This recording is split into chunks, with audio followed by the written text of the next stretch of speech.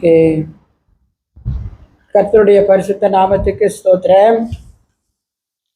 இந்த நாள் நம்மளை நினைவுபடுத்தக்கூடிய ஒரு நாள். என்ன நாள்? இயேசு மரித்து கல்லறையில் வைக்கப்பட்டு பல காவலர்கள் எல்லாம் வைத்து அவர் யார் திருடி போயிடுவாங்களோ, அவர் திரும்ப எழுதிட்டு சொல்லியிருக்காரு, அவரை நம்ம ஜாக பார்க்கணும், அவரை நம்ம பாதுகாக்கணும். அவர் பிளாத்துக்கிட்ட ஆளை கேட்டானுங்களாம். பிளாத்து சொன்னாரா, நீங்களே அதெல்லாம் பார்த்துங்க. அப்போ பயங்கர காவல் இருக்கிற அந்த நேரத்தில் இப்போ நம்ம மத்தேயு எழுதின சுவிசேஷத்தில் 28வது அதிகாரத்தை படிச்சுட்டு வாங்க. ஓய்வு நாள் முடிந்து வாரத்தின் முதலாம் நாள் விடிந்து வருகையில் மகதலேனா மரியாளும் மற்ற மரியாளும் கல்லறையை பார்க்க வந்தார்கள். அப்பொழுது பூமி மிகவும் அதிரும்படி கர்த்தருடைய தூதன் வானத்தில் இருந்து இறங்கி வந்து வாசலில் இருந்த கல்லை புரட்டி தள்ளி அதன் மேல் உட்கார்ந்தான். சோத்திரம் ஆண்டவரே. பாருங்க, இந்த முதல் வசனத்தில் என்ன சொல்லுதுன்னா, ஓய்வு நாள் முடிந்தது, வாரத்தின் முதலாம் நாள் விடிந்து வருகையில் மகதலேனா மரியாளும் மற்ற மரியாளும் கல்லறையை பார்க்க வந்தார்கள். எவ்வளவு ஒரு பாசம், எவ்வளவு ஒரு நேசம் தேவன் மேல. ஐயோ, என் நேசரை அடிச்சு கொண்டுட்டாங்களே, இன்னைக்கு 3ஆம் நாள் நாங்க போய் என்ன செய்யணும், அவருடைய கல்லறையில போய் வாசனை திரவியெல்லாம் வைத்து அவரை நம்ம மகிமைப்படுத்தணும்னு சொல்லி அதிகாலையிலேயே பாருங்க, விடிந்துகிட்டு இருக்கிற நேரத்துல மகதலேனா மரியாளும் மற்ற மரியாளும் அந்த கல்லறைய பார்க்க வந்தார்கள். இயேசுவுக்கு நன்றி சொல்லுவோம். இப்படியாப்பட்ட மக்களின் தேவன் அண்ணாவிலே வைத்திருக்கிறார். இன்னைக்கு சபைக்கு போலியா? போகணும். மணிக்கு அவரு கிளம்பலையா? கிளம்பும் அப்படின்தான் இன்னைக்கு நான் ரொம்ப பேரை நான் பார்த்திருக்கேன். அப்படிலாம் இருக்கக்கூடாதுங்க. இது ஒரு எக்ஸாம்பிள் நமக்கு. மகதலேனா மரியாள் யார் தெரியுங்களா? அவன் நல்ல ஒரு கிறிஸ்துவ வாழ்க்கை வாழ்ந்து கர்த்தருக்கு பயந்து வசனத்துக்கு கீழ்ப்படிந்து சபைன்னு வாழ்ந்தவர் கிடையாதுங்க. மகதலேனா மரியாள் இந்த அம்மாவுக்கு 7 பேய் பிடிச்சிருந்துச்சாங்க. 7 பேய் பிடித்திருந்த பெண் எப்படி இருந்திருப்பாங்க? ஒரு நொடி பொழுதுல நம்ம யோசனை பண்ணுவோம். வீட்டுல சில நேரம் நம்ம ஆளுங்களுடைய 1-2 ஆவிகள் கிரிய பண்ணுகிறதே எப்பா அப்படின்னு தலையை நம்ம அடிச்சுக்கிற சூழ்நிலையா இருக்கு. ஏன்னா அவங்களோட செய்கள் வித்தியாசமா இருக்கும், தேவ பிள்ளைகளுக்கு விரோதமா இருக்கும். சபைக்குள்ள கூட சிலர் அப்படிலாம் வருவாங்க. சபை எல்லாருமே வர ஒரு இடம். இங்க எல்லா ஆவிகளும் கூட சேர்த்துதான் கூட்டிட்டு வருவாங்க. அப்ப அந்த ஆவிகளாம் பண்ற டென்ஷன் இருக்குது எப்பா. ஆனா கர்த்தர் தான் நமக்குள்ள இருக்கிறாருல. நான் உனக்கு எல்லாம் கற்றுக் கொடுப்பேன்னு சொன்ன தெய்வம் நமக்குள்ள இருக்கிறதுனால நம்ம எல்லாத்தையும் சமாளித்து கொண்டு நம்ம கடந்து ஊழியங்களும் செஞ்சுக்கிட்டு போறோங்க. அப்போ இந்த மகதலேனா மரியாளுக்கு 7 பேய் இருந்துச்சுன்னா அவ என்னென்ன ஆட்டம் போட்டுப்பாங்க. அந்த ஊர்ல பைத்தியம் பிடிச்சவங்கலாம் வீட்டில் வச்சிருப்பாங்க. வீட்டில் தங்குங்களா பைத்தியமெல்லாம்?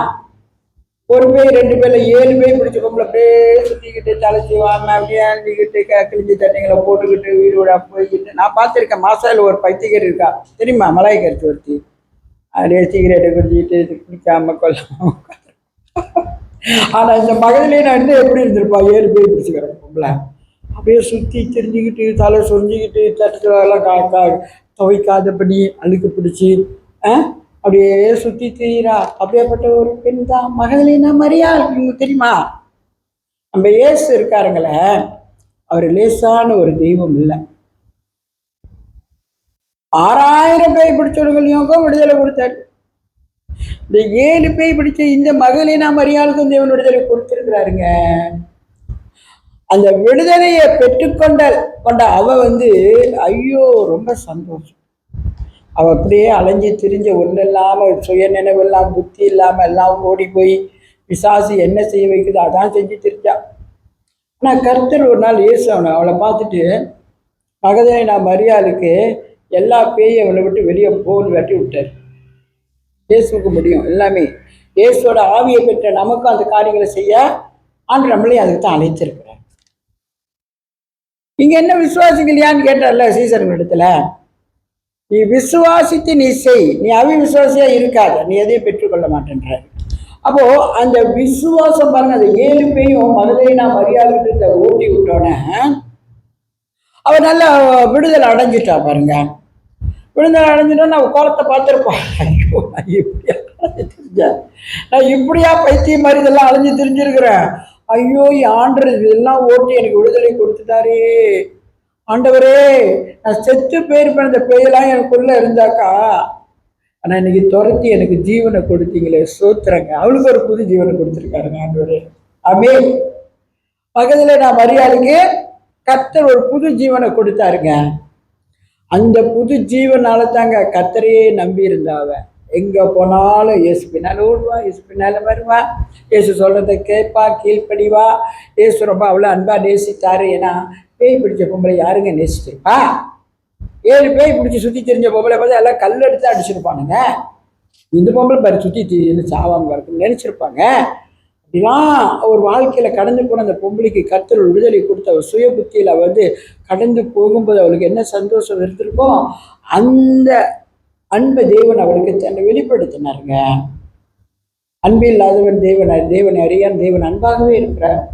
அன்புக்கு அவ என்ன செஞ்சா? கட்டுப்பட்டு ஆண்டோட அன்புக்குள்ள நிலைத்திருந்தாங்க. ஆண்டோர் கூட ரொம்ப நேசமா இருப்பாங்க. மகதலேனா மரியாள் கர்த்தருக்கு பெர்ஃபெக்டான ஒரு லேடி, ரொம்ப நேசித்தவர். அப்போ அந்த நேசம்தான் பாருங்க ஆண்டவர் வைத்து இன்னைக்கு 3 நாள் ஆயிடுச்சு. நம்ம காலையிலேயே போய் அவருடைய கல்லறைக்கு போய் நம்ம வாசனை திரவியங்கள்லாம் வைத்து பூவெல்லாம் வைத்து அவரை பார்த்துட்டு வருவோன்னு 2 மரியாளும் போறாங்க. எங்க போறாங்க? கல்லறைக்கு பார்க்க வந்தார்கள். அப்போ பாருங்க, அப்பொழுது பூமி மிகவும் அதிரும்படி கர்த்தருடைய தூதன் வானத்திலிருந்து இறங்கி வந்து வாசலில் இருந்த கல்லை புரட்டி தள்ளி அதன் மேல் உட்கார்ந்தான். நம்ம வாழ்க்கையில கூட பூமியில தான் நம்மளும் வாழ்றோம். என்னென்னமான கட்டு, என்னென்ன மாதிரி சிறையிருப்பு, என்னென்ன மாதிரி வேதனை, நெருக்கம், இன்னல், இடர்கள் எல்லாத்தையும் கட்டஞ்சு நம்ம வரும்போது ஏண்டா இந்த பூமியில நம்ம வாழ்றோம், எனக்கு இந்த வாழ்க்கையே வேணான்னு சொல்லி வெறுத்து மறித்து போயிடலான்ற சூழ்நிலை எத்தனையோ டைம் நமக்கு வந்திருக்கும். என்னத்துக்கு வாழணும்? எனக்கு என்ன நிம்மதி இருக்கா, சந்தோஷம் இருக்கா? என்ன செஞ்சாலும் ஒரு விடுதலை இல்லை, ஒரு கட்டு, ஒரு ஒரு ஆதிக்கம் என்னை நடத்திக்கிட்டு கிடக்குது. ஐயோ இந்த ஆதிக்கத்தில் என்னால் வாழ முடியலன்னு சொல்லி நம்ம புலம்பி நின்ன சூழ்நிலைகள்லாம் நிறைய இருக்கு. ஆனால் கர்த்தர் நம்மளை சந்தித்துங்க அந்த விடுதலை கொடுத்த நாளில் ஐயோ எப்பா இதெல்லாம் இனிமேல் நத்திங் எனித்திங் நினைப்போம்ல. அந்த கட்டு, அந்த காவல், அந்த வேதனை, அந்த நிந்தை, அந்த அவமானப்படுத்துறது, வேதனைப்படுத்துறது, துன்பப்படுத்துறது, நன்மைக்கு தீமை செய்கிறது, ஆவிகள் எல்லாம் நல்லா நமக்கு கீழே தான் இருக்குங்க. ஏன்னா ஆவியானவர் தான் நமக்குள்ள விடுதலையை கொடுத்து நமக்குள்ள அவர் மூவ் பண்றாரு. அவர் நமக்குள்ள இருக்கும்போது நமக்கு என்ன வரும்? தைரியம் இருக்கு. தேவன் நமக்கு என்ன ஆவியை கொடுக்கலையா? பயத்தின் ஆவியை கொள்ளாதபடி அன்பும் தெளிந்த புத்தியும் தைரியமுள்ள ஆவியை நான் உங்களுக்கு கொடுத்திருக்கிறேன்னு தான் சொல்றாரு. அப்போ நமக்கு எது பார்த்தாலும் பயம் இருக்காது. அற்பமா நம்ம அப்படியே கடந்து போயிடும். என் இயேசு பெரியவர், என்னோடு இருக்கிற ஒரு பெரியவர் அப்படின்னு தான் கடந்து போகும். அப்படிதான் அந்த ரெண்டு பெண்களும் அந்த கல்லறைக்கு அவருக்கு அன்பு செலுத்த வந்த இடத்துல கல்லறையில் ஆள் இல்லை. அப்பொழுது பாருங்க, பூமி மிகவும் அதிரும்படி, பூமி அதிர்ந்துச்சாங்க. அவங்க கிட்ட பூமி அதிரும்படி கர்த்தருடைய தூதன் வானத்திலிருந்து வந்து, அப்ப இப்படியாப்பட்ட அந்த தூதன் சந்தோஷமா நற்செய்தியை கொண்டுகிட்டு வந்திருக்கிறாரு. அந்த பூமியும் அதிர்ந்துச்சான் பாருங்க. வாசலில் இருந்த கல்லை புரட்டி தள்ளி அதன் மேல் உட்கார்ந்தான். அப்ப இந்த காவலாளிகள் அந்த கல் இருந்திருக்கு பாருங்க. கல் இருக்கிறதுனால என்ன நினைச்சிருப்பாங்க, இயேசு சரீரம் உள்ள இருக்கு அப்படின்னு நினைச்சிட்டு இருந்துருக்கிறானுங்க. ஆனா இயேசு எழுந்திரிச்சிட்டாருங்க. அந்த மரண படுக்கையில இருந்த உயிரோட எழுப்பிட்டாரு. தூதன் வந்து சாட்சி கொடுக்குறான். தூதர்கள்லாம் வந்து சாட்சி கொடுத்தா நம்பாம இருப்பாங்களா? அவங்க அப்படியாப்பட்ட ஒரு விசேஷமான தூதர்கள் வந்து அப்படியே அந்த கல்லை புரட்டி அந்த கல்லின் மேல வந்து அவன் வந்து உட்கார்ந்தானா. தூதன் உட்கார்ந்துட்டு 3வது வசனப்படி, அவனுடைய ரூபம் மின்னலை போலவும் அவனுடைய வஸ்திரம் உறைந்த மலையை போலவும் வெண்மையாகவும். தூதனுடைய ரூபம் வந்து எப்படி இருந்துச்சான்? மின்னல் போல இருந்துச்சான். அவனை பளிச்சுட்டு இருந்தான். அப்போ இருந்ததுனால் திடிக்க அவனுடைய வஸ்திரம் உறைந்த மலையை போல வெண்மையாக இருந்தது. அவனோட உடுப்பு கெடுப்பெல்லாம் பார்த்தீங்கன்னா சும்மா வெள்ளைன்னு இருக்குது. வெள்ளைன்னு உடுப்பு, அவன் ரூபம் மின்னல் போல இருந்துச்சான். பளிச்சுன்னு வெண்மையா பளிச்சுன்னு இருந்திருக்கணும் அந்த தூதன். அப்போ 4 படி, காவலாளர் அவனுக்கு பயந்ததினால் திடுக்கிட்டு செத்தவர்கள் போலானார்கள். காவலாளர்கள் பார்த்துருக்காங்க. ஆனா கல் அங்கதான் நினைச்சு ஏசு எழுந்திருக்கிறான். உள்ளுக்கு சார் கண்டிட்டாங்க. யாருக்கு அடைச்சிட்டு போல உள்ளதார். தூதன் வந்து பள்ளிச்சுன்னு டங்குனா வந்து நின்னதே பூமி அதிர்வு பண்ணிட்டு கல்லை புரட்டி தூதன் அது மேல உட்கார்ந்ததவ. இந்த காவலாளர்கள் தான் இயேசுக்கு காவலாளர் தாங்க, தெரியுமையா? கொண்டு அவரை மறித்து கொண்டு போய் கல்லறையில் வைக்கும்போது அவங்களுக்கு ஒரு பயம். ஏன்னா பேசும்போதே சொல்லிக்காரு எழுந்திச்சிருவன்னு. இல்லை, அவங்க கூட இருக்க வேலைக்காரங்க இந்த ஆளை கொண்டு போயிட்டு இவர் உயிரோடு எழுதிட்டாரு, கதவை சொல்லிட போறானுங்க, காவல் வச்சு ஆகணும் அப்படின்னு காவலாளர்கள் அங்கே இருக்காங்க. அப்ப தூதனை பார்த்துட்டு காவலாளர்களுக்கு என்ன வந்துருச்சான்? திடுக்கிட்டு செத்தவர்கள் போல ஆனார்களா? பார்த்துட்டு பயந்து திடுக்கிட்டு செத்தவர்கள் போல ஆனார்களாங்க. அந்த பயம் ஒவ்வொருத்தருக்குள்ள இருக்கணும். கர்த்தரை நினைக்கும் போது இன்னைக்கு ரொம்ப பேருங்க பெரிய பேச்சு பேசுறானுங்க. வா, என்ன போல முடியுமா? அங்க செஞ்ச ஊழியம், நான் இங்க போய் செஞ்ச ஊழியம், நான் அதை அசைச்சிட்டேன், நான் இதை அசைச்சேன். கடவுளோட பயம் இல்லையே.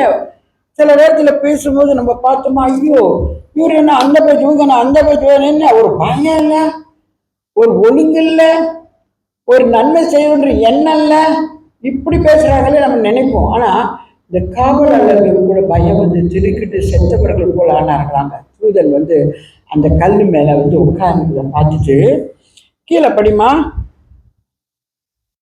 தூதன் அந்த ஸ்ரீகளை நோக்கி, நீங்கள் பயப்படாதிருங்கள், சிலுவையில் அறையப்பட்ட இயேசுவை தேடியிருக்கிறீர்கள் என்று அறிவேன். அவர் இங்கே இல்லை, தாம் சொன்னபடியே உயிர் தெழுந்தார். கர்த்தரை வைத்த இடத்தை வந்து பாருங்கள். அல்லேலூயா, ஸ்தோத்திரம். இது நடந்து 2000 ஓவரா இருக்குமா? ஆனா இன்னைக்கு இந்த வார்த்தையில கர்த்தர் நினைவுபடுத்த சொல்லியிருக்காரு. ஏன்னா அந்த தூதன் என்ன சொல்றான்னா, எங்களுக்கு தெரியும் நீங்க வந்து பயப்படாதீங்க, சிலுவையில் அறையப்பட்ட இயேசுவை தேடுகிறீர்கள் தானே. சிலுவையில் என்ன கோலமா அறையப்பட்டாரு அவரை, பாவம். ஒரு உடம்புல காய ரத்தம் இல்லாம இருந்துச்சா சரீரம் முழுதும்? அப்படியே முடியாம அத்தனை ஆவி ஆண்டுகிட்ட ஒப்பு கொடுத்தார்ல, அவரை தானே தேடி வந்தீங்க நீங்க 2 பேரும். கேட்கிறாரு, தூதன் கேட்கிறாரு அந்த 2 ஸ்திரீகள் இடத்துல, நீங்க இயேசுவை தானே தேடி வந்தீங்க. அப்போ சிலுவில் அறையப்பட்ட இயேசுவை தேடுகிறீர்கள் என்று அறிவேன், அவர் இங்கே இல்லை, தாம் சொன்னபடியே உயிர் தெளிந்தார். அல்லேலூயா. கர்த்தரை வைத்த இடத்தை வந்து பாருங்கள். சொன்னபடி உயிர் தெளிந்தார், சொல் தவறா நம் இயேசு சொன்னபடி உயிர் தெளிந்தார். அவர் ஏற்கனவே சொல்லிட்டார் இந்த சீசர் இடத்துல, இந்த மாதிரி ஒரு காலம் வருது, நான் என்னை ஒப்பு கொடுத்துருவேன், பாவங்கள் எல்லாம் நான் சுமந்து தீர்க்கணும், கல்வாரி சிலுவையில என்னுடைய ஜீவன் போகும், போயிட்டு என்னை கொண்டு எல்லாம் நடக்கம் பண்ணி நான் 3ஆம் நாள் உயிரோடு எழுந்திருப்பேன்னு சொல்லிட்டாரு. ஆனா இதை மறந்துட்டாங்க. டோட்டலி அவர் சொன்னது எல்லாமே மறந்துட்டாங்க. 3ஆம் நாள் அவர் எழுந்திருப்பேன்னு சொன்ன வார்த்தையை மறந்துட்டாங்க. இப்ப தூதன் சொல்றாரு, அவர் இங்கே இல்லை, நாம் சொன்னபடியே உயிர் தெளிந்தார், கர்த்தரை வைத்த இடத்தை வந்து பாருங்கள் சொல்றாரு. வாங்க வாங்க வாங்க வந்து பாருங்க, இங்கதானே ஆண்டவர் வச்சாங்க, கல்லறைக்குள்ள தானே போட்டுட்டீங்க, எல்லாம் போனீங்க இன்னைக்கு, வாங்க. அவர் உயிர் தெரிஞ்சுட்டார், சொன்னபடி வந்து பாருங்க அவர் வச்ச இடத்துன்னு. சீக்கிரமாய் போய் அவர் மரித்தோல் இருந்து எழுந்தார் என்று அவருடைய சீசர்களுக்கு சொல்லுங்கள். 6வது வசனம் படி கேள்வி. அவர் இங்கே இல்லை, தாம் சொன்னபடியே உயிர் தெழுந்தார், கர்த்தரை வைத்த இடத்தை வந்து பாருங்கள். 7 படி. சீக்கிரமாய் போய் அவர் மரித்தோரிலிருந்து எழுந்தார் என்று அவர்களுடைய சீஷர்களுக்கு சொல்லுங்கள். அவர் உங்களுக்கு முன்னே கலிலேயாவுக்கு போகிறார், அங்கே அவரை காண்பீர்கள், இதோ உங்களுக்கு சொன்னேன் என்றான். நற்செய்தி சொல்ல வந்திருக்கான் தூதர். இயேசு கிறிஸ்துடைய பிறப்பு நற்செய்தியா தானே சொல்ல வந்தான். இப்ப உயிர்த்தெழுதலை சொல்றதுக்கு நற்செய்தி சொல்ல வந்திருக்காரு தூதரை. பார்த்தீங்களா, இயேசுவை பார்க்க தானே வந்தீங்க, வந்து பாருங்க இங்க இல்ல, அவரு சொன்னபடி உயிர் தெளிஞ்சிட்டாரு. இப்ப நீங்க என்ன செய்யுங்க, சீக்கிரமா போங்க, சீக்கிரமா போய் அவர் மரித்தோல் இருந்து எழுந்தார் என்று அவருடைய சீஷர்களுக்கு சொல்லுங்கள், அவர் உங்களுக்கு முன்னே கலிலேயாவுக்கு போகிறார், அங்கே அவரை காண்பீர்கள், இதோ உங்களுக்கு சொன்னேன் என்றான். உங்களுக்கு சொல்லிட்டேன். ஆண்டவர் என்ன செஞ்சுட்டு இருக்கிறாரு, எங்க போறாரு, என்ன பண்றாரு, போய் உன்னுடைய தூதர்களுக்கெல்லாம் போய் சொல்லி சீக்கிரமா மரித்தோல் இருந்து இயேசு எழுந்துச்சிட்டாருன்னு சொல்லி போய் எல்லாத்தையும் சொல்லுங்க, அவர் இப்போ கலிலேயாவுக்கு போய் கொண்டு இருக்கிறார், நீங்க சீக்கிரமா போய் அவரை சந்திங்கன்னு. தூதன் என்னங்க செய்வாரு, நற்செய்தி சொல்ல வருவாருங்க. தூதனை பார்த்துருக்கீங்களா நீங்க, தரிசனத்துல கனவுல எல்லாத்தையும் தூதனை பார்த்துருக்கீங்களா? நான் பார்த்துருக்கேன். தூதர்கள் வந்தாங்கன்னா ஆண்டவர் குறித்தான காரியங்கள் நமக்கு சொல்லுவாங்க, தைரியப்படுத்துவாங்க, சமாதானத்தை கொடுப்பாங்க, சந்தோஷத்தை கொடுப்பாங்க. அப்படித்தான் அந்த செய்தியை அந்த ஸ்திரீகளுக்கு தூதன் சொன்னாரு. 8வது படி. அவர்கள் பயத்தோடும் மகா சந்தோஷத்தோடும் கல்லறையை விட்டு சீக்கிரமாய் புறப்பட்டு அவருடைய சீஷர்களுக்கு அறிவிக்க ஓடினார்கள். அவர்கள் அவருடைய சீஷர்களுக்கு அறிவிக்க போகிற போது இயேசு தாமே அவர்களுக்கு எதிர்பட்டு வாழ்க என்றார்.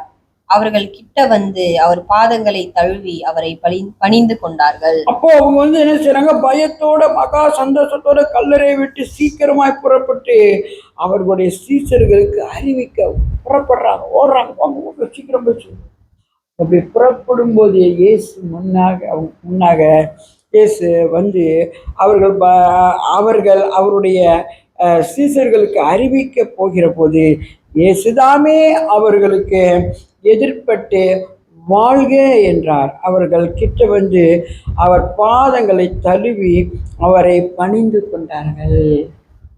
எப்படிங்க நினைச்சு பார்க்க முடியுதா? அவங்க ஓடுறாங்க, போய் சீசன் சொல்லணும், சொன்னார தூதர், நம்ம போய் அதை சொல்லிடணும்னு பயந்து ஓடுறாங்க. திருச்சி சந்தோஷம் கத்திர முன்னுக்கு வந்து அவங்கள பார்த்துட்டு சொல்றாரு, இயேசு தாமே அவர்கள் எதிர்பட்டு வாழ்க என்றார். அதனால வார்த்தை எப்போதும் எப்படி, வாழ்க, நீங்க சுகமா இருப்பீங்க, உங்களுக்கு எல்லாம் முடிஞ்சுது, உங்களுக்கு ஒரு குறையும் இல்லை, எல்லாம் நான் ஃபுல்ஃபில் பண்ணிட்டேன், அப்படிதான் இயேசு எப்போது நமக்கு பேசுகிற வார்த்தைலாம் அப்படிதான் இருக்கும். அப்படிதான் இவங்களுக்கு சொல்லியிருக்காரு. அவங்கள வந்து அவர் வந்து வாழ்க என்று சொல்லிட்டு அவர்கள் கிட்ட வந்து அவர் பாதங்களை தழுவி அவரை பணிந்து கொண்டார்கள். ஐயோ, என் இயேசு மரித்தாரே, அந்த கொடுமைப்படுத்தி சாகடிச்சு கொண்டு கல்லறையில போட்ட இயேசு இன்னைக்கு நம்ம மத்தியில ஜீவனுள்ளவரா நிக்கிறாரே.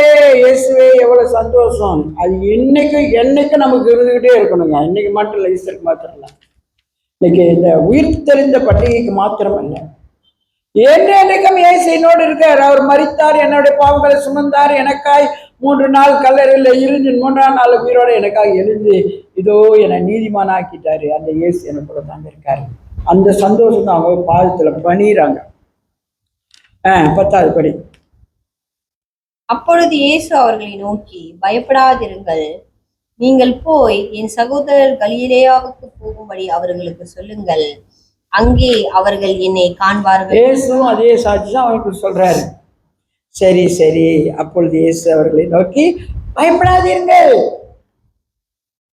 நீங்க போய் என் சகோதரர் கலிலேயாவுக்கு போகும்படி அவர்களுக்கு சொல்லுங்கள்.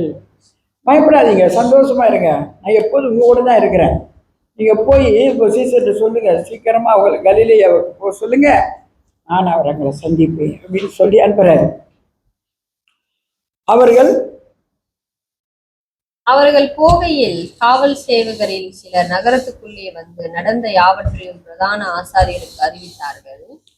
இவர்கள் மூப்பரோடே கூடி வந்து ஆலோசனை பண்ணி சேவகர்களுக்கு வேண்டியபடி பணத்தை கொடுத்து, நாங்கள் நித்திரை பண்டிகையில் அவனுடைய சீஷர்கள் ராத்திரியிலே வந்து அவனை களவாய் கொண்டு போய்விட்டார்கள் என்று சொல்லுங்கள். பார்த்தீங்களா, என்ன ஒரு பொய் சொல்லிட்டு. அப்போ இவங்க போகும்போது காவல் சேவகரில் சில நகரத்துக்குள்ளே வந்து நடந்த யாவற்றையும் பிரதான ஆசாரியருக்கு அந்த பொம்பளைங்க எல்லாம் சொல்லிட்டு இருக்கிறாங்க.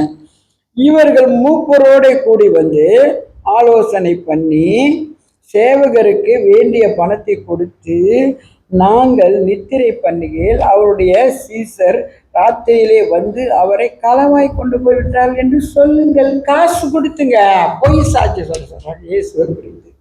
இதெல்லாம் வந்து மெயின்ங்க தெரியுமா, இதெல்லாம் நம்ம தெரிஞ்சுக்கணும் தெரியுமா. கர்த்தருடைய உயிர்த்தெழுதல் நாள்ல இதெல்லாம் எழுதியிருக்கிறாங்க பாருங்க. அந்த களவாடி பயலுக்கு என்ன பண்ணியிருக்கானுங்க, ஓ இயேசு உயிரோடு எழுதிட்டாரா, சரி இப்படி ஒரு கதையை திருப்பி போட்டு பணத்தை கொடுத்து, நாங்கள் படுத்துட்டு இருந்தோம், காவலில் நாங்கள் படுத்து தூங்கிட்டு இருந்தோம், அந்த நேரம் வந்து அவன் சீசர்லாம் வந்து அந்த இயேசுவை எடுத்துக்கொண்டு போயிருக்கிறானுங்கன்னு போய் எல்லாத்திட்டையும் போய் சொல்லுங்க அப்படின்னு பணத்தை கொடுத்து திருட்டு வேலை பண்றாங்க இயேசு. கள்ளப்பயல். நம்ம சுற்றில எவ்வளோ பேர் வருவான் போவான், நம்மகிட்ட நன்மை பார்க்குற மாதிரி வருவான், ஆனால் நம்மளே என்ன செய்தின்னு கேட்கிறோம். இயேசு கூட எத்தனை பேரை இயேசு பார்த்துருப்பாருங்க. எத்தனை பொய்யனை, பித்தலாட்டக்காரனை, ஏமாத்துக்காரனை, சண்டைக்காரனை, எதிர்த்து நிற்கிற மாயக்காரன், ஒன்றுன்னா எல்லாத்தையும் பார்த்துட்டாருங்க இயேசு. நம்மளுடைய வாழ்க்கையில் அப்படியால சந்திச்சு தாங்க ஆகணும். கிறிஸ்துவை நீ சரித்திருக்கிறல, முதல்ல நீ வந்து மாமிசத்துல வாழ்ந்த, இப்போ நீ வந்து என்ன செஞ்ச, உன்னை ஒப்பு கொடுத்து ஞானஸ்நானம் பெற்றுக்கொண்டு கிறிஸ்துவை நான் பெற்றுக்கொண்டேன், அவரை நான் தரித்து கொண்டேன், அவர் தான் எனக்குள்ள வாசம் பண்றாரு. நம்ம கடந்து போகும்போது சில காரியங்கள் நமக்கு இப்படி எதிர்த்து தான் வரும். சாத்தான் பழைய காலங்கள்லாம் செய்வான், பிசாசு துஷ்ட மனிதர்கள் நம்மளுக்கு பழைய காலங்களை செய்வாங்க. அப்போ பாருங்க, கீழே படிமா. இது தேசாதிபதிக்கு கேள்வியானால் நாங்கள் அவரை சம்மதப்படுத்தி உங்களை தப்புவிப்போம் என்றார்கள். அவர்கள் பணத்தை வாங்கி கொண்டு தங்களுக்கு போதிக்கப்பட்டபடியே செய்தார்கள். இந்த பேச்சு யூதருக்குள்ளே இந்நாள் வரைக்கும் பிரசித்தமாய் இருக்கிறது. இது தேசாதிபதிக்கு கேள்வியானார், தேசாதிபதிகளுக்கு கேள்வியானால் நாங்கள் அவரை சம்மந்தப்படுத்தி உங்களை நாங்கள் தப்புவிப்போம், உங்களுக்கு ஒன்றும் வராது, நீங்க போய் சொல்றத போய் சொல்லுங்க, இயேசுவை கல்லறையிலிருந்து அவனுக்கு தூக்கிட்டு போயிட்டானுங்கன்றத சொல்லுங்கன்னு காசை கொடுத்து அனுப்புறானுங்க. அவர்கள் பணத்தை வாங்கி கொண்டு தங்களுக்கு போதிக்கப்பட்டபடியே செய்தார்கள். இந்த பேச்சு யூதருக்குள்ளே நாள் வரைக்கும் பிரசித்தமாக இருக்கிறது. நாள் வரைக்கும் இயேசுவை தூக்கிட்டு போயிட்டானுங்க, இயேசுவை கடத்திட்டு போயிட்டானுங்க, இது ஒரு புறம்பூர ஜனங்கள் அதை பேசிக்கிட்டு இருக்காங்களாம் அப்படி நாள் வரைக்கும். ஆனால் 16 படி. 11 சீஷர்களும் கலிலேயாவிலே இயேசு தங்களுக்கு குறித்திருந்த மலைக்கு போனார்கள். அங்கே அவர்கள் அவரை கண்டு பணிந்து கொண்டார்கள். சிலரோ சந்தேகப்பட்டார்கள். 11 சீசர்கள். முதல் எத்தனை பேர்? இயேசுவோட சேர்த்து 12 பேர். இயேசு இல்லாம 12 பேர். இயேசு இல்லாம 12 பேர். யூதாஸ் காரியத்தோட சேர்த்து 12 பேர். இயேசு வந்து அவங்களுக்கு லீடரா இருந்தாரு. இயேசு அவங்க லீடரா இருந்து யூதாஸ் காரியத்தை சேர்த்து 12 பேர் இருந்தாங்க. இப்ப யூதாஸ் காரியத்தை நாண்டு கொண்டு செத்து போயிட்டாரு. இப்போ 11 சீசர்கள் இருக்கிறாங்க. 11 சீசர்கள் மத்தியில் அவர் போய் 11 சீசர்களும் கலிலேயாவிலே இயேசு தங்களுக்கு குறித்திருந்த மலைக்கு போனார்கள்.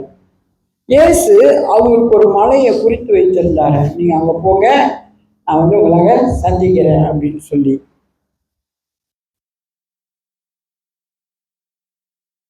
அப்பொழுது இயேசு சமீபத்தில் வந்து அவர்களை நோக்கி, வானத்திலும் பூமியிலும் சகல அதிகாரமும் எனக்கு கொடுக்கப்பட்டிருக்கிறது. ஆமென். அங்கே அவர்கள் அவரை கண்டு பணிந்து கொண்டார்கள். அவர் சொன்ன மலைக்கு எல்லா சீசர்கள் எல்லாம் போனாங்க. இயேசுவை பார்த்தாங்க. பார்த்து அவரை பணிந்து கொண்டார்கள். நீங்க நம்மளாம் எப்படிங்க இயேசு எப்படிங்க வச்சிருக்கோம்? என்னெல்லாம் கேட்டீங்கன்னா, என் ஜீவனிலே அவர் தான் எனக்கு பலன். நான் பேசுறதுக்கு அவர் தான் எனக்கு பலன். நடக்கிறதுக்கு அவர் தான் பலன். நான் ஒரு கை வேலையை செய்யறேன்னா கூட எனக்கு கர்த்தரோட பலத்தில் தாங்க நான் செய்கிறேன். என்னுடைய நத்திங் எனித்திங் இல்லை. நான் ஆண்டவர் தான் சார்ந்திருக்கேன், அவரை தான் நம்பி இருக்கேன். அப்போ அவரு தான் எனக்கு எல்லான்னு சொல்லி நான் அவர்கிட்ட என்னை கொடுத்துட்டேங்க. அவர்கிட்ட நான் என்னை கொடுத்துட்டனால்தான் எந்த சூழ்நிலையும் ஆண்டவரை நிற்க வச்சுக்குவாரு, கடந்து போக வச்சுக்குவாரு. இப்போ இதுல சிலர் வந்து நம்பலை. இயேசு வந்து நிற்கிறத இவர் இயேசு தான் அப்படின்னு அவனுக்கு வந்து என்னது நம்பலையா? பார்த்தீங்களா? அப்படியாப்பட்ட ஜனமும் இருக்காங்க தான் சீசர்களுக்குள்ளேயே. சிலர் அவரை நம்பலைங்க. இன்னைக்கு நம்ம கூட சுவிசேஷத்தை சொல்றோங்க. நீங்க என்ன நினைக்கிறீங்களோ எனக்கு தெரியாது. எனக்கு கர்த்தருக்கு முன்பா என் தேவன் என்னைக்கு ஊழியத்துக்கு என்னை அழைத்து கொண்டு வந்தாரோ அதுல இருந்து நான் ஊழியத்தில் தான் நிற்கிறேன். யார்கிட்டையும் பேசுவேன், எல்லாத்துட்டையும் பேசுவேன்.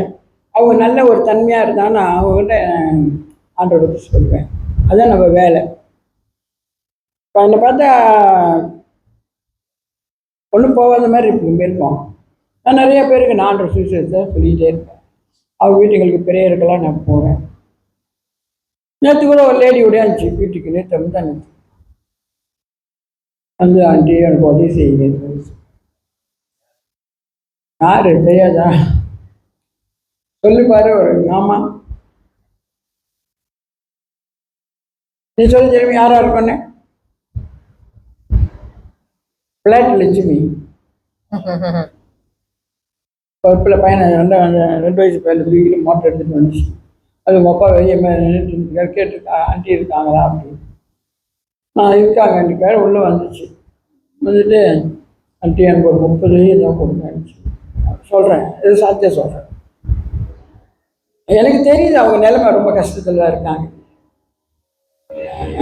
இப்போ நான் சரி இருமா அப்படின்ட்டு தண்ணியெல்லாம் கலக்கி சாப்பாடெல்லாம் கொடுத்துட்டு இந்த பயலுக்கு பழம் அதுக்கெல்லாம் கொடுத்துட்டு ஜாமான்லாம் கொஞ்சம் வச்சுருந்தேன். நான் எப்போ அது வீட்டுக்கு போனால் கொஞ்சம் ஜாமான் எடுத்துகிட்டு போவேன்.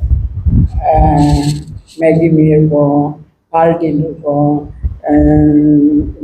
மீ இருக்கும், காஃபி மிக்ஸில் இருக்கும். இதெல்லாம் நான் எடுத்துகிட்டு தான் போவேன். கஷ்டப்படுறாங்கல்ல, அந்த போய் கொடுத்து விஷயத்தை சத்தியத்தை சொல்லுவேன். அப்போ அன்றைக்கி நான் போகிறதுக்கெல்லாம் எடுத்து வச்சிடணும். பையில் ஜாமான்லாம் எடுத்து வச்சிடணும். அதெல்லாம் புது புது காஃபிங்க, நல்ல தண்ணியெல்லாம் அதான் ராயெல்லாம் நல்லா சிங்கப்பூர் தான். அதெல்லாம் நிறையா பைகளில் போட்டு மேகியெல்லாம் எடுத்து 2 3 ஜாமான்லாம் வச்சு கொடுத்துட்டு அப்புறம் நான் பண்ண காசு அதுக்கு கொடுத்தேன். அது காசை வாங்க முடிஞ்சது. அவ்வளோ சந்தோஷம். நான் இல்லாத பட்சத்தில் இருக்காங்க பாருங்கள். நம்ம ஆண்டரோட பிள்ளைகளாக இருக்கிறோம். 2 ஒன்றுக்கு இருந்தால் ஒன்றா கொடுந்தான்னு சொல்கிறாரு. அப்போ நான் அந்த காசை கொடுப்பதை ரொம்ப சந்தோஷப்பட்டு தண்ணியெல்லாம் குடிச்சிட்டு சாப்பிட்டுட்டு சரி என்று போயிடுவாங்க. அந்த விதமாக போயிடுச்சு. அந்த மாதிரி நிறைய பேருக்கு நான் அப்படி சந்திப்பேங்க. ரொம்ப அந்த மாதிரி கேட்க மாட்டாங்க, ஆனால் ஒரு சிலர் அப்படி இருப்பாங்க. ஆனால் அவங்க கேட்க வராங்களே, சி என்னடா இதுக்கு காசு கேட்க வருதுங்க, இதை வரவே நமக்கு அப்படிலாம் நம்ம சொல்லக்கூடாது. முடிஞ்சால் நம்மளுக்கு இல்லைனாலும் பரவாயில்ல, நம்மகிட்ட பாதி இருந்தால் கூட கொஞ்சம் காவாசியாக கொடுத்துருக்கணும். கொடுத்து தான் ஊழியம் செய்யணும், கெஞ்சத்தனமாக ஊழியம் செய்யக்கூடாது. அவங்களுக்கு என்ன தேவை என்பதை நம்ம வந்து சந்திச்சு தானே ஆகணும், நம்மளை நம்பி தானே வராங்க. ஸோ சொன்னேன், வர லட்சுமி நான் இந்த வாரம் வர முடியல, அப்புறம் சரி சரி போயிட்டு வரேன். பாருங்க, இப்படி தான் இயேசு இந்த ஜனங்கள் ஊழியம் செஞ்சாரு. சீசர்கள் எல்லாம் லேசப்பட்டாலும் நினைக்காதீங்க, எல்லாம் தின்னு சகிச்சு ஊழியம் செஞ்சுருந்தாங்க. கர்த்தர் ஆகாரத்தான் கரெக்டாக கொண்டாந்துருவாங்க. வேலை வெட்டிலாம் இல்லை, போக வேண்டியது வர வேண்டியது, ஏசு பெருசாக பாடுறதை பார்க்கறது கேட்கறது, ஒழுங்காக போயிட்டு ஆளுங்க போய் ஆட்டை பற்றி பேசிட்டு சொல்லிட்டு சுவிசேஷம் அறிவிச்சுட்டு எல்லாம் ஃபுல்லாக சாப்பிட்டு நல்லா ரெஸ்ட்டாக நல்லா இருந்து வந்தாங்க. சீசர்கள் தெரியும் ஏசு யார். குஷ்டரோகிக்கு சுகம் கொடுத்துருக்காரு, சப்பானிகளை நடக்க செய்திருக்கிறார், முடவனுக்கு சொல்லி குதிக்க வைத்தார், குருடனுக்கு பார்க்க செய்திருக்கிறார், பூமியில பேச வச்சிருக்கிறார், மருத்துவனை உயிரோடு எழுந்து வச்சிருக்கிறார். எல்லாமே தெரியும். இந்த இழுப்பு சீக்கு பிடிச்சிக்கிறான், அவனுக்கு சுகம் கொடுத்தாரு. பேசுவாக முடியாது, என்னங்க இருக்கு, என்னால செய்ய முடியாத அதிசயமான காரியங்கள் ஒன்று உண்டோ அப்படின்னு கேட்கிறாரு. அவரால் எல்லாமே முடியும். அப்போ அதெல்லாம் பார்த்து ரசித்து ருசித்து சாப்பிட்டு, இயேசுவே நான் உங்க உயிர், உங்களுக்கு ஒண்ணுன்னா நானும் உயிரோடு இருக்க மாட்டேன்னு சொன்னவெல்லாம் இருந்தான். சீசர்கள் என்னை கடைசியாக காட்டி கொடுத்தான். அப்படியே நான் வந்து உங்களுக்கு உயிர் போல இருப்பேன், உங்களுக்கு ஒண்ணுன்னா நானும் அதுல நம்ம வந்துடுவோம் உங்களுடைய அப்படின்னு சொன்னவன் தான் உயிரை கொடுக்குறவன். கடைசியில் இவர் எனக்கு தெரியவே தெரியாதுன்னு சொன்னாங்க சீசர்கள். சில நேரத்தில் அந்த ஜனங்க அப்படிதான் இருப்பாங்க. ஆனால் ஆண்டவர் விடலை தெரியுமா, அவங்களெல்லாம் திரும்ப திரும்ப சந்தித்தார், அந்த ஊழியத்தை செய்ய வைத்தார். இப்போ இங்கே பார்த்தீங்கன்னா ரொம்ப சாட்சி நம்பிக்கை இல்லை. அப்போ ஆண்டவர் என்ன சொல்றாரு, கீழே படிமா. அப்பொழுது இயேசு சமீபத்தில் வந்து அவர்களை நோக்கி, வானத்திலும் பூமியிலும் சகல அதிகாரமும் எனக்கு கொடுக்கப்பட்டிருக்கிறது. வானத்திலும் பூமியிலும் சகல ஜாதிகளையும் சீசராக்கி பிதா குமாரன் பரிசுத்த ஆவியின் நாமத்தில் அவர்களுக்கு ஞானஸ்நானம் கொடுங்கள். அப்பொழுது அவர் சமீபத்தில் வந்து அவர்களை நோக்கி, வானத்திலும் பூமியிலும் சகல அதிகாரம் எனக்கு கொடுக்கப்பட்டிருக்கிறது. வானத்திலும் பூமியிலும் எனக்கு சகல அதிகாரம் கொடுக்கப்பட்டிருக்கு அப்படின்றார் இயேசு. இயேசுக்கு எல்லா அதிகாரத்தையுமே கிடைக்கப்பட்டவர் இயேசு. அப்போ அவர் சொல்றாரு, ஆகையால் நீங்கள் புறப்பட்டு போய் சகல ஜாதிகளையும் சீஷராக்கி பிதா குமாரன் பரிசுத்த ஆவியின் நாமத்தினாலே அவர்களுக்கு ஞானஸ்தானம் கொடுத்து. ஆமேன் ஆமேன். நேற்று தான் நம்ம சேர்ச்சில நம்ம பையனுக்கு செஞ்சோம். ஒரு கைத்தட்டு கொடுக்கல, என்ன படிச்சுட்டு இருக்கோம், நல்லா பலத்தை கைத்தட்டு கொடுங்க. ஆகையால் நீங்கள் புறப்பட்டு போய் சகல ஜாதிகளையும் சீசராக்கி, இந்த ஜாதி தமிழ ஜாதி தான் சொல்லணும், சீனகிட்ட போகக்கூடாது, இவன்காரெல்லாம் போகக்கூடாது, மலைக்காரெல்லாம் போகக்கூடாது அப்படின்னு சொல்லிட்டாரு. எல்லா ஜனத்துக்கிட்டையும் போய் நீங்க என்ன செய்யுங்க, போய் அவங்கள சீசராக்குங்க. அவங்ககிட்ட வந்து என்னை குறித்து நீங்க போதீங்க, சொல்லுங்க நான் யாருன்னு, எனக்கு எல்லா அதிகாரம் படைத்தவர் நான் தான், உங்களுக்கு எல்லாமே செய்யக்கூடியவர் நான் தான். என் ஆவி உங்களுக்குள்ள வரணும், நீங்க என்ன போல இருக்கணும், ஆவியில நீங்க நடத்தப்படணும். நீங்க மாமிசத்துல அலைஞ்சு தெரியக்கூடாது, அது நரகத்தில் உள்ள கொண்டு போய் சேர்த்துரும். நீ ஆவிக்குள்ள நீ வந்து உன்னை வந்து நீ ஒப்புக்கொடு, அந்த ஆவியில நான் உன்னோட பேசுவேன், உன்னோட இருப்பேன், ஆவியில உன்னோட நான் அசைவாடுவேன்னு தான் சொல்றாரு. ஆவியில் அசைவாடுதான் சொல்லியிருக்காரு, ஆவியா நமக்குள்ள அசைவாடுதான் சொல்லியிருக்காரு. அப்போ அந்த ஆவியில நம்ம என்ன, ஆண்டவரே ஒரு ஸ்தோத்திரம், பரிசுத்த ஆவியானவரின் எனக்குள்ள இருக்கிறீரையா, என்னை நடத்துவின்னு சொல்லி அவர்கிட்ட நம்மளை ஒப்பு கொடுக்கும் போது ஆவியானவர் நம்மளை வந்து நம்மகிட்ட அசைவாடிக்கிட்டு தான் இருப்பாரு. அப்போ சொல்றாரு, அதாவது நீங்க போய் சீசராக்கி எல்லாத்தையும் நான் உங்களுக்கு இல்ல கட்டளையிட்ட இல்ல இல்ல இரு வரேன். பிதா குமாரன் பரிசுத்த ஆவியின் நாமத்தினாலே அவர்களுக்கு ஞானஸ்தானம். ஏன் சொல்லுமா, பிதா குமாரன் பரிசுத்த ஆவியின் நாமத்தினால உங்களை ஞானஸ்தானம் கொடுக்குறோம். ஞானஸ்தானம் ரொம்ப இம்பார்ட்டன்ட் தெரியுமா? இயேசுக்குள்ள நம்ம வர்றதுக்கு உலகத்துல எல்லாரும் தெரியும் கிறிஸ்துவ ஒருத்தர் இருக்கிறாருன்னு. ஆனா எத்தனை பேருங்க ஒப்பு கொடுத்து வராங்க? அந்த ஒப்பு கொடுத்தல கருத்து ரொம்ப நேசிக்கிறார். உங்களை கையில வச்சு ஏந்தி நடத்துவார். இங்க ஜெரமி பாருங்க, எக்ஸாம்பிள் ஒரு சாட்சியம் சொல்றேன். அது எஸ்பிஐ முடிச்சு எத்தனை நாள் ஆகுது? எஸ்டிபிஐ முடிச்சு எவ்வளோ நாள் சென்று அது இப்போதான் லாஸ்ட் இயர் பரீட்சை எடுத்துச்சு. அது என்ன பரீட்சை? மாஸ்டர்ஸ் எடுத்துச்சு. எவ்வளோ பாடம் மறதியா இருந்திருக்கலாம், நினைப்பு இல்லாமல் இருந்திருக்கலாம். ஆனால் அந்த பிள்ளை வேலையும் செஞ்சுக்கிட்டு, ஆஃபீஸ் வேலையும் செஞ்சுக்கிட்டு வீட்டில் வந்து படித்து அது அந்த பரீட்சை எடுக்கும் போதெல்லாம் கத்துறது கூட இருந்து உதவி செஞ்சார். அது ஒரு வாக்குத்தத்தம் பண்ணியிருக்காரு. ஜெரமி நான் கூட இருப்பேன், ஜெரமிக்கு நான் எல்லாம் செய்வேன் ஆண்டு வாக்குத்தத்தம் பண்ணியிருக்காரா? உனக்கு ஒன்றுனா நான் சும்மா இருக்க மாட்டேன்னு சொல்லியிருக்கிறாரா? அந்த வாக்குத்தத்தத்தை கத்துறதுக்கு நிறைவேற்றினார் பாருங்களேன். அப்போ அந்த பிள்ளை பரீட்சை ஃபர்ஸ்ட் பரீட்சையில் பாஸு, செகண்ட் பரீட்சையிலையும் பாஸு, தேர்ட் பரீட்சையிலும் பாஸ் பண்ணிருச்சு. 3 பரீட்சையில் ஒன்று கூட லீக் ஆகலை. எல்லாத்தையுமே பாஸ் பண்ணி 3ஆவது பரீட்சையில் பாஸ் பண்ணி இந்த வருஷம் 11 வருஷம் பட்டம் எடுக்க போகுது. அது நான் என்ன சொல்ல வரேன்னா, எல்லாரும் உலகவாதி அப்பயே படிச்சு யூனிவர்சிட்டி முடிச்சு எல்லாம் வந்திருக்கலாம். ஆனால் எக்கானமி ட்ராப்னால தான் படிப்பை கண்டினியூ பண்ண முடியல. ஆனால் இத்தனை வருஷம் சென்று அந்த படிப்பை தொடர்ந்து படித்து அது நல்ல ஒரு மாஸ்டர்ஸ் செஞ்சு பாஸ் பண்ணிருச்சு. கிராஜுவேஷன் நடக்க போது நல்ல வேலைக்கு போயிருச்சு. இப்போ ஹெச்ஆராக வேலைக்கு போயிருக்கு ஜெரோமி. கர்த்தர் எவ்வளோ உயர்வு கொடுத்துருக்கா பார்த்தீங்களா? அதாங்க கர்த்தரை நம்புகிறவர்களுக்கு கர்த்தர் செய்கிற அற்புதம். நம்ம கூட தானே இருக்காரு, நமக்கு என்ன செய்யணும்னு அவருக்கு தெரியல. என் பிள்ளைய வெட்கப்படுத்த விடலாமா? என் பிள்ளைய நான் வந்து சிறப்பாக தான் வைப்பேன்னு சொல்லி அது ஒரு எக்ஸாம்பிளை தான் உங்களுக்கு நான் சொல்கிறேன். அந்த மாதிரி தாங்க இயேசு ரொம்ப நல்லவருங்க. அவரை ஏற்றுக்கொள்ளுகிற எல்லாருக்குமே நன்மை செய்வார். அதுக்குன்னு அங்கே இங்கேயும் அலைஞ்சிட்டு தாவனை பார்த்துக்கிட்டு இவனை கட்டுட்டு தாவனை கட்டுட்டு ஒன்றும் நீ செய்ய வேண்டிய அவசியம் இல்லை. கர்த்தர்கிட்ட நெல்லு, கர்த்தர்கிட்ட பேசு, கர்த்தருக்கு எல்லாம் செய்வார். அப்போ எல்லா ஜாதிகளுக்கும் நீங்க சுவிசேஷத்தை நீங்க அறிவிச்சு பிதா குமாரன் பரிசுத்த ஆவியின் நாமத்தில் அவருக்கு ஞானஸ்தானத்தை கொடுங்க. ஏன்னா அவங்க ரட்சிப்புல வரணும். இயேசு அவங்க சொந்த குமாரனா ஏற்றுக்கொள்ளணும். அப்போ ஆவியானவர் அவங்கள பலமா அவங்களுக்குள்ள இருந்து செயல்படுத்துவார். அப்போ நம்ம ஜெபிக்கிறத விடக்கூடாது. ஒவ்வொரு நாளும் ஜெபத்தில் வேத வசனத்தில் நம்ம வந்து கடந்து போகணும். ஆண்டோட அந்த உறவு அப்பா கிட்ட நம்ம எப்படி பேசுவோம்? இப்போ ஜெரமி வந்துச்சுன்னா அவங்க அப்பாட்ட பேசுது, என்கிட்ட பேசுது. நீங்களும் அப்படி தான் போனால் அப்பா அம்மாட்ட பேசுவீங்க. அதை விட மேலே தான் ஆண்டவர் நமக்கு. ஏன்னா அம்மா அப்பா படைச்சதே ஆண்டவர் தானே. அந்த ஆண்டவர் எல்லாத்தையும் படைச்சவர் இல்லையா? அப்போ நம்ம என்ன செய்யணும்? காலையில் எழுந்துச்சோன்னு முதல் வேலையை ஆண்டவரே நன்றி அப்பா, இந்த நாளை கொடுத்தீங்களே நன்றி, நாளில் எல்லாம் முழுசு நீங்கள் என்னை பொறுப்படுத்த நடத்துங்கன்னு அப்படின்னு நம்ம கொடுத்துடணும். அவன்கிட்ட ஒப்பு கொடுத்து நம்ம கடந்து போக கருத்து நமக்கு எல்லாமே இங்கே முன்னுக்கு நீ போக அங்கே ஒரு கோணலான காரியம் இருக்கும், அங்கே ஒரு எக்ஸ்டெண்ட் பண்ண வேண்டிய சூழ்நிலை இருக்கும். கர்த்தரோட வேற பாயலுக்கு திருப்பி கொண்டு போயிடுவார்.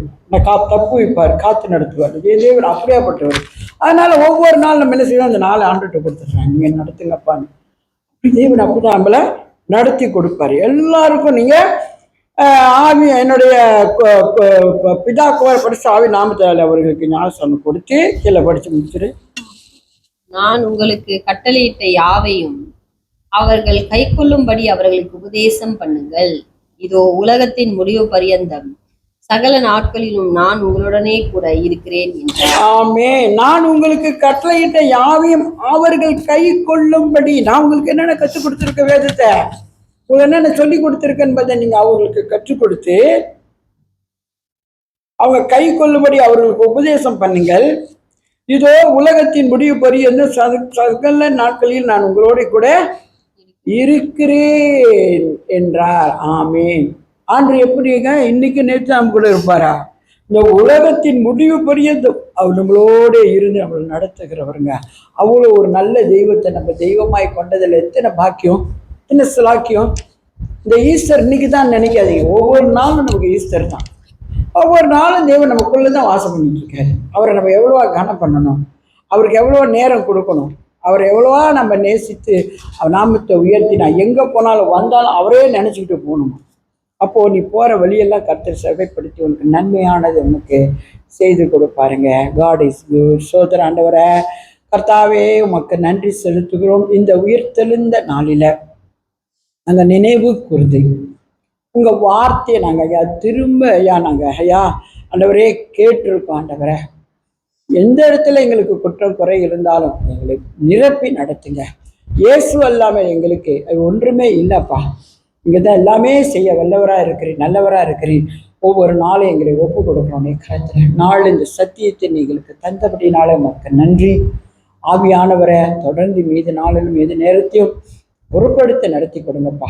இயேசு கிறிஸ்துடைய வல்லமையுள்ள நாமத்தில் எங்களை தாழ்த்தி உயர்த்தி ஒப்பு கொடுத்து ஜெபிக்கிறேன். ஜீவனுள்ள நல்ல தகப்பனே. ஆமீன், ஆமீன், ஆமீன். Thank you Lord.